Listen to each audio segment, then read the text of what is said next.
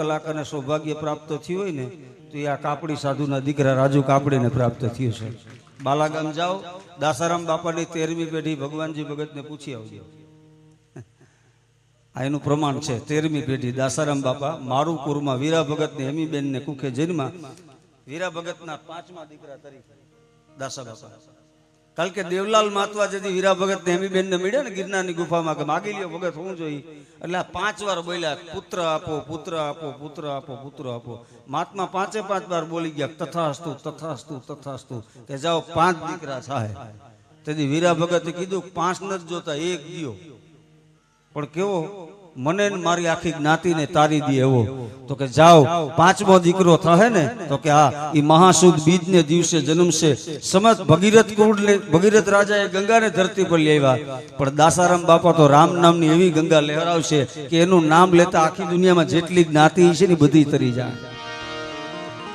આ એ કુળની માલિકો ભાગવતજી છે. એ સગર પરિવારને આંગણે છે. એટલે આપને કહું છું બાપ,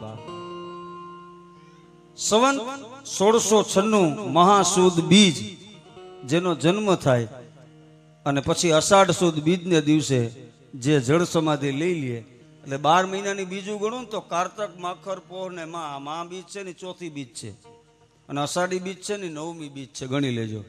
દાસારામ બાપા ધરતીમાંથી આવ્યા ને એમાંય કંઈક કારણ હતું, નથી ગયા તઈ કંઈક કારણ હતું. એને હિસાબ કર્યો હતો કે અષાઢી મહાબીજ એટલે કારતક માખર પોહ ને મા, ધર્મ અર્થ કામ ને મોક્ષ, એ માટે માણસનો જન્મ થાય છે.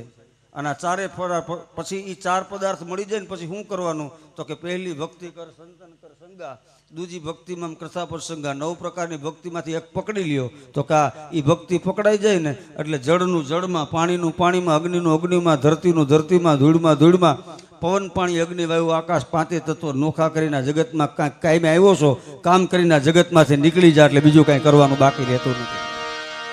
આ દાસેવ ચરિત્ર એ કુળની વાત કરું છું. એમાં સગર કુળ તો બહુ મોટું ભાગશાળી છે. ક્યાં મહારાજે સગર વિચાર તો કરો. જેના અંશુમાન થાય, અંશુમાનના અસમસ થાય, અસમંજના દિલીપ થાય, દિલીપના ભગીરથ થાય. 5 પેઢીઓ મહેનત કરીને પછી અકડો કટકો હાડરો જો નીરગંગા તટ જાય તો 71 કેઢીઓ માય ભૂતનો હરજે ભાગીરથી. આવી ભગીરથી ધરતી માથે ગંગા આવે અને પાન નહીં માથેથી પંખી ઉડે એનો પડસાયો જેની માલિક કોરક પડે ને તો એ તરી જાય. એટલે તમારે એ યાદ રાખવાનું કે અમે કોના વંશના છીએ. અને ઈ વંશનો ઈ સગર સમાજ, એમાં લોટી પરિવાર, એને એમાં પિતૃ મોક્ષાર્થે ભાગવત હોય. અને કોઈ એમ કે 7મે દિવસે પિતૃનું મોક્ષ થઈ જાય. ના ના, પિતૃનો મોક્ષ તો ક્યારે થઈ જાય ખબર છે?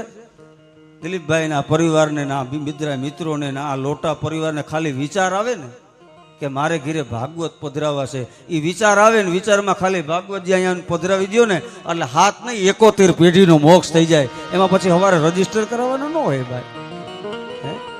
તમારે આંગણે ભગવાન આવી જાય એટલે મોક્ષ. ડાઉનલોડ મોજ.